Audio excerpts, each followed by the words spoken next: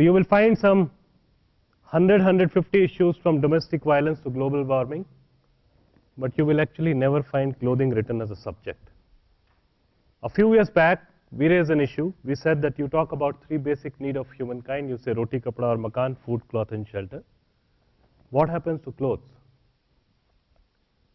Why has it become a disaster relief material?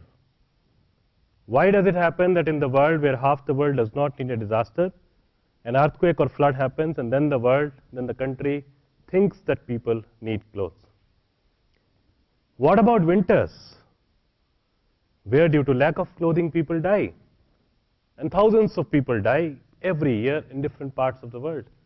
And please remember that earthquake kills people, the shake, flood kills people, the water accident kills people, the impact, but the cold, the winters never kills people. Because in the same temperature, I survive, you survive, and someone else dies. It is the lack of clothing which kills people. It's an ignored subject, as I said. It's not a subject, as I said. I will just give you two basic examples to tell you the gravity of this work. One, a story which goes back to 91, 92. I had done my mass communication.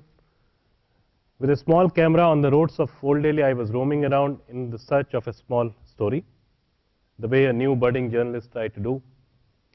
Suddenly, I see a rickshaw on which in Hindi with the red ink, it was written, Delhi Police ka lash dhone wala, which means a person who picks up unclaimed, abandoned dead bodies from the roads of Old Delhi. That person is still alive. He's about 80 years old, still stays on a footpath if you ever go to LNJP hospital in Daryaganj area. Obviously, it was a different subject. I follow him, spend about 7 days with him to understand his entire work. Very early morning, from different sources, he get to know that in some part of the 4 to 5 kilometer range of that area, there is someone who's died, and he needs to pick up the dead body. Habib Bhai with his blind wife, Amna Begum, would go pick up the dead body, bring it to the crematorium, dump it. He will be paid 20 rupees and 2 meters of white cloth. Spoke to him, two statements came up. One from Habib Bhai, who said, जाड़ों में मेरा धंधा बढ़ जाता है, कभी कभी इतना काम होता है कि मुझसे संभलता नहीं. In winters my work goes up. Many times I have so much of work that I can't handle it. To my utter surprise, I found that in winters he actually picks up 10 to 12 dead bodies in every 24 hours, and in summers the average is about 4 to 5. His little daughter, 4.5, 5 years old, in 91, 92, gave a very shocking statement. She said, when I feel cold, I hug the dead body and sleep. The dead body does not trouble me. The dead body does not turn around. Outside a hospital, where there is a footfall of 5,000, 6,000 people every day, there is a child who sleeps with a dead body to keep herself warm. A few kilometers away from her, people like us stay, wait for a disaster to happen. One basic need. The second most important, very taboo subject, we don't want to talk about it. We said that every woman across the globe needs a piece of cloth which is called a sanitary pad. We don't want to talk about it. The moment we talk about this entire issue, we can only giggle. But we will never take it seriously. But the fact remains that this is a reality. This is a biological process. But have you ever thought that in the world, in the country, where you do not have enough to cover yourself, from where and how you bring that particular piece of cloth? In 2004, we thought Google is God. And if we type sanitary pad on that, we will get to know a lot of stories about it. The moment you type sanitary pad in 2004, the topmost stories will come out about some fancy products of different countries, but no research available, of a subject which is related to half the population. Started traveling in the villages, wanted to understand the subject, and we found that they use the dirtiest piece of cloth, if at all it is available, because for them it's a synonym of dirt. They wash it, they cannot dry it in sunlight because of obvious reasons. With moisture, they wear it again. In many slums, they actually dry it behind the doors before the man folks or the children come. They take it out, dump it in a corner. With moisture and dust, they wear it. We found that if you have 2 to 3 women in the family, their cycles are different. They're sharing the same piece of cloth. In Sundarban deltas of India, if you go, you will actually find that women use the same piece for over a year. It becomes a stone, but she is still using that. We also found that it is not the case which is limited to the families. She is actually sharing it with the neighbors also. Not only in India, but across the globe.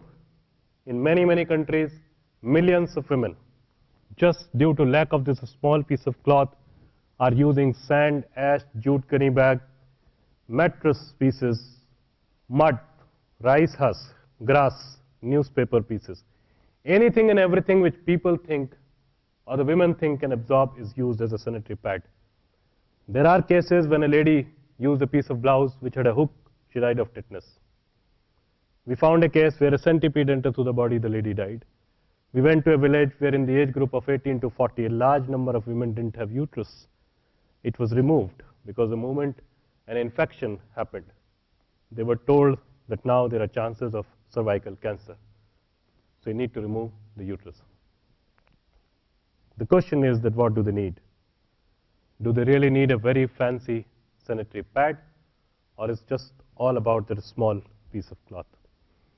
I shared 2 different aspects, extreme aspects of something which is so basic, which is so ignored. We need to understand that for every single person who does not have a woolen, winters are much, much bigger disaster, an annual disaster. And for every single woman who does not have a small piece of cloth, menses are a much, much bigger monthly disaster. Very small effort. A few years back, we started, we said that we will collect it from the cities, we will match the need of people across the country and outside the country, and it will go to the people. The only difference, it will never be treated as donation, because when the people who have it, when they say that I want to donate cloth, that is a wrong statement, that's an overstatement. Because the fact remains that you never donate second-hand used cloth, you actually discard it. So the most appropriate word for a second-hand cloth is discard. And the fact remains that the person who is using your second-hand cloth is doing a service to us. That's one part. When it goes to the village, we said that you need to understand that the biggest asset of any village community across the globe is something called self-respect, something called dignity. Beggars are not found in the villages. Begging is a typical city phenomena. Beggars are found in the cities. So why do you get into this donation or charity activity? It's a huge resource for the development, where people can actually take up a whole lot of work in their hands, and then they work on it, and after that receive this material as reward. Whether it is about cleaning of village, desilting of water body, making a well, making a bridge, where people contributed just 1 or 2 bamboo and a day of labor, and a bridge of about 240 feet by 6 feet was ready. A bike can go on this. It is there for the last 3 years now. The total expense to make that bridge was just $50, less than $50, which is about 2,250 rupees. The way different activities can happen when we can actually use old material as a resource, where we can really dignify the entire act of giving. Next. Old toys can become such a big resource for the Anganwadis, for the Balwadis. Very simple thing. They do not have anything to retain a kid. The moment the toys goes, the normal sentiment is that earlier the kid never used to come. Now the kid does not want to go back. This is how the napkin becomes a big resource. Old, torn, used cotton, semi-cotton cloth is converted into sanitary pad with a lot of education. Just 2 pictures before I leave. You look at this kid, you have all the adjectives. You will take all the names. You look at this kid, and what do you say? Do you actually say even a single word which you spoke about the first kid? And the only difference is a pair of cloth. Next. If you go to a village, will you ever go to this place, this person, and talk about anything? Or you will only say that he is a poor person of the village? The same person becomes a kaka, the same person becomes a respectable citizen, respectable farmer. This is what clothing does.